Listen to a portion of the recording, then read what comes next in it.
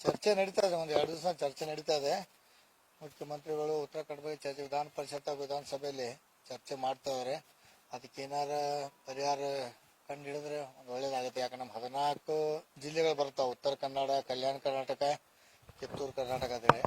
ಅದಕ್ಕಾಗಿ ಚರ್ಚೆಗಿಂತ ಮುಖ್ಯ ಅಂದ್ರೆ ಇಲ್ಲೊಂದು ನಮ್ಮ 14 ಜಿಲ್ಲೆಗೊಂದು 50,000 ಪ್ಯಾಕೇಜ್ ಈ ಕಡೆ ಏನೋ ಬಜೆಟ್ ಘೋಷಣೆ ಮಾಡಿದ್ರೆ ಅಭಿವೃದ್ಧಿ ಆಗುತ್ತೆ. ಬರೀ ಚರ್ಚೆ ಮಾಡುದು ಮತ್ತು ಅಲ್ಲಿ ಹಂಗೆ ಉಳಿದು ಆಗಬಾರ್ದದ. ಒಂದು 50 ಪ್ರತ್ಯೇಕ ಬಜೆಟ್ ಒಂದು ಬಜೆಟ್ ಐತಲ್ಲ, ಒಂದು 50,000 ಬಜೆಟ್ ಘೋಷಣೆ ಮಾಡಿದ್ರೆ ಈಗ ಹೆಂಗ ಮೈಸೂರು ಆ ಭಾಗ ಆಯ್ತು, ಮಧ್ಯ ಕರ್ನಾಟಕ ಆಯ್ತು, ಈ ಭಾಗನ ಒಂದು 50,000 ಘೋಷಣೆ ಮಾಡಿದ್ರೆ 50,000 ಕೋಟಿ ಘೋಷಣೆ ಮಾಡಿದ್ರೆ ಅಭಿವೃದ್ಧಿ ಆಗ್ಬೋದು ನಮ್ಮ 14 ಜಿಲ್ಲೆ.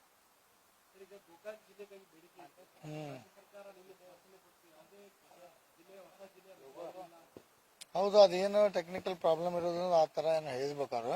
ಯಾಕೆ ನಮ್ಮ ಜಿಲ್ಲೆ ಆದ್ರೆ ಚೆನ್ನಾಗಿ, ಯಾಕೆ ಗೋಕಾಕ್ ಆಯ್ತು, ಚಿಕ್ಕೋಡಿ ಆಯ್ತು, ಬೈಲಹೊಂಗಲ ಆಯ್ತು, ಬೆಳಗಾವಿ ಆಯ್ತು, 4 ಜಿಲ್ಲೆ ಆದ್ರೆ ಮುಂದಿನೆಲ್ಲ ಆಗ್ಬೋದು, ಆದ್ರೆ ಒಳ್ಳೇದು. ಅಂದ್ರೆ ಕೇಂದ್ರ ಸರ್ಕಾರದ ಗಡಿಗಳನ್ನ ವಿಂಗಡಣೆ ಮಾಡಬಾರ್ದು ಅಂತೇಳಿ ಡೈರೆಕ್ಷನ್ ಐತೆ. ಅದೇ ಅದು ನಿನ್ನೆ ಸಚಿವರು ಏನೋ ಉತ್ತರ ಕೊಟ್ಟಿದ್ದಾರೆ ಅದಕ್ಕೆ ನನ್ನ ಬಗ್ಗೆ ಹೋರಾಟ ಐತೆ ಸರ್. ಬಹಳ ದೊಡ್ಡ ಜಿಲ್ಲೆ ಆಗುತ್ತೆ, ಅನುದಾನ ಮಾತ್ರ ಸಣ್ಣ ಜಿಲ್ಲೆ ಕೊಟ್ಟಾಗ ಬೆಳಗಾವಿ ಅನುದಾನ ಕೊಡ್ತಾರೆ. ಅದೇ 50,000 ಪ್ಯಾಕೇಜ್ ಘೋಷಣೆ ಮಾಡಿದ್ರೆ ಅಭಿವೃದ್ಧಿ ಆಗುತ್ತೆ. ಜಿಲ್ಲೆ ಆಗ್ಬೇಕಂತಲ್ಲ 50,000 ಮುಖ್ಯಮಂತ್ರಿಗಳು ಸಿದ್ದರಾಮಯ್ಯ ಸಾಹೇಬರು ಘೋಷಣೆ ಮಾಡಿ ಅಭಿವೃದ್ಧಿ ಆಗ್ಬೋದು. ಬೆಳಗಾವಿ ಜಿಲ್ಲೆಗೆ 50,000. ಬೆಳಗಾಂ ಜಿಲ್ಲೆ ಅಂದ್ರೆ ನಮ್ಮ 14 ಜಿಲ್ಲೆಗೆ. ಈಗ ಜಾರಕಿಹೊಳಿ ಕುಟುಂಬದಲ್ಲಿ MP ಗಳಿದ್ದಾರೆ, MLC ಗಳಿದ್ದಾರೆ, ಶಾಸಕರಿದ್ದಾರೆ. ಒಂದೇ ಒಂದು CM ಆಗ್ಬೇಕನ್ನೋದು ಆ ಅವಕಾಶ ನೋಡ್ರಿ. ಈಗ ಮುಖ್ಯಮಂತ್ರಿ ಸಾಹೇಬ್ CM ಸಾಹೇಬ್ರು ಇದ್ದಾರೆ, ಅವರೇ ಈಗ ಮುಖ್ಯಮಂತ್ರಿ ಸಿದ್ದರಾಮಯ್ಯ ಸಾಹೇಬ್ರು. ಮುಂದಿನ ದಿನ ಮೇಲೆ ನೋಡ್ರಿ, ಇನ್ನೂ ಕಾಲಾವಕಾಶ ಅದಕ್ಕೆ ಭಾಳ ಇದೆ.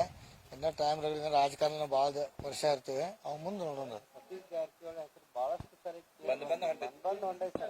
ಇಲ್ಲ ಇಲ್ಲ, ಮುಖ್ಯಮಂತ್ರಿ ಸಿದ್ದರಾಮಯ್ಯ ಅವರೇ ಇದ್ದಾರೆ. ಅವರೇ 2028ದಾಗ ಅವರೇ ಇರ್ತಾರೆ ಸಿದ್ದರಾಮಯ್ಯ. ಮುಂದಿನ ಆಗ್ಬೋದು, ಮುಂದಿನ ದಿನದಲ್ಲಿ ಅವರು ಮಾಡ್ತತ್ ಹೇಳ್ಯಾರ. ಅದ್ರ ಬಗ್ಗೆ ನಂಗೆ ಮಾಹಿತಿ. ಈಗ ಮಾತ್ರ ನಮ್ಮ ಮುಖ್ಯಮಂತ್ರಿ ಸಿದ್ದರಾಮಯ್ಯ ಅವರೇ ಇದ್ದಾರೆ. ಸಹೋದರರಾಗಿ ಏನ್ ಬಯಸ್ತಾರೆ ಆದ್ರೆ ಮುಖ್ಯಮಂತ್ರಿ ಆಗ್ಲಿ, ಮುಂದಿನ ದಿನದಲ್ಲಿ ಆಗ್ಲಿ. ಈಗ ಸಿದ್ದರಾಮಯ್ಯ ಇದ್ದಾರೆ, ಈಗ ಅವರೇ ಮುಂದುವರ್ಲಿ.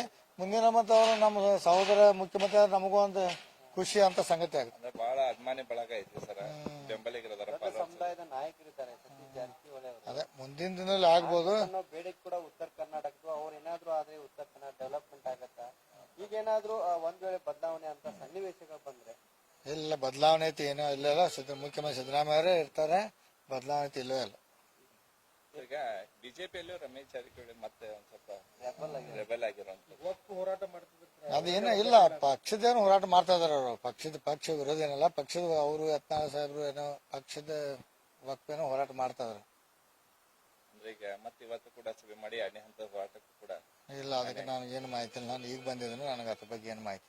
ಅಂದ್ರೆ ಈಗ ಅಲ್ಲಿ ಕಾಂಗ್ರೆಸ್ ನಲ್ಲಿ ಹೊಂದಲಿಲ್ಲ ಅನ್ನೋ ಕಾರಣ ಬಿಜೆಪಿ ಬಂದ್ರು, ಇಲ್ಲೂ ಹಂಗೆ ಆಗ್ತಿದೇನ ಅಂತ ಅವ್ರನ್ನ ಯಾಕಂದ್ರೆ ಸರ್ಕಾರ ಬರ್ಬೇಕಾದ್ರೆ ರಮೇಶ್ ಜಾರಕಿಹೊಳಿ ಅವ್ರು ಬೇಕಾಯ್ತು. ಯತ್ನ ಆಗ್ತಿದೆ ಅನ್ನೋ ಇಲ್ಲ, ನೋಡ್ಬೇಕದು ಏನಾಗುತ್ತೆ, ಅದೇನು ಗೊತ್ತಿಲ್ಲ, ಅಷ್ಟು ಮಾಹಿತಿ ಇಲ್ಲ ನಮ್ಗೆ. ಯಾಕಂದ್ರೆ ಅದು ಕಾಂಗ್ರೆಸ್ ಈ ತರ ಆಯ್ತದ, ಈ ಕಡೆ ಬಂದಿದ್ರು ಅವ್ರ. ಇಲ್ಲಿ ಏನ್ ನಡೀತದ ನನಗೆ ಅಷ್ಟರ ಬಗ್ಗೆ ಮಾಹಿತಿ ಇಲ್ಲ. ಮೊನ್ನೆ ಗೋಕಾಕ್ ವಿಧಾನಸಭಾ ಕೌದಲ್ಗಿಯಲ್ಲಿ ಒಂದ್ ಮಾತಂದ್ರೆ, ನಾನು ಅನಿವಾರ್ಯ ಕಾಂಗ್ರೆಸ್ ನಿಂದ ನಂಗೇನ್ ಬೇಜಾರಿಗೆ ಅನಿವಾರ್ಯವಾಗಿ ಬರ್ಬೇಕಾಯ್ತು ನಾನು ಹಿಂಗೆಲ್ಲ ಅಂದ್ರೆ ಬಿಟ್ಟಿದ್ದು ಒಂದ್ ಸ್ವಲ್ಪ ಪಶ್ಚಾತ್ತಾಪ ಪಟ್ಟಂಗ ಮಾತಾಡಿದ್ರು ರಮೇಶ್ ಜಾರಕಿಹೊಳಿ. ಇರ್ಬೋದು ಅದು, ಯಾಕಂದ್ರೆ ಯಾವ ಪದೇ ಹೇಳ್ತಿರ್ತಾರ ಅವ್ರ. ನಮ್ಮ ಮೊದ್ಲಿಂದ ನಾವು ಕಾಂಗ್ರೆಸ್ ಪಕ್ಷದಲ್ಲಿ ಗುರುತಿಸಿ ಬಂದ ಕಳೆದ 25 ವರ್ಷದಿಂದ ಅದು ಹೇಳ್ತಾ ಇದ್ರ. ಇರ್ಬೋದು.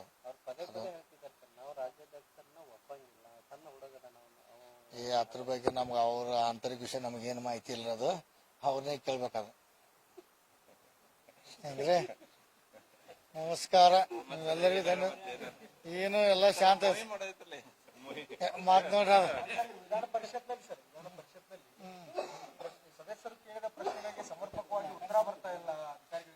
ಇಲ್ಲ, ಈ ಇದ್ರಲ್ಲಿ ಬರ್ತಾ ಇಲ್ಲ ಅಂತ ಮಂಡನೆ ಮಾಡಿದ್ರು. ಅದ್ರ ಸಭಾಧ್ಯಕ್ಷರು ಹೇಳಿದ್ದಾರೆ, ಸಭಾ ಉತ್ತರ ಕೊಡಿ ಅಂತ ಹೇಳಿ ಕೊಡ್ತಾ ಇದ್ದಾರೆ.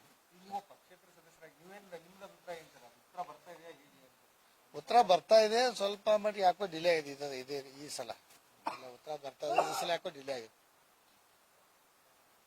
ನಮಸ್ಕಾರ.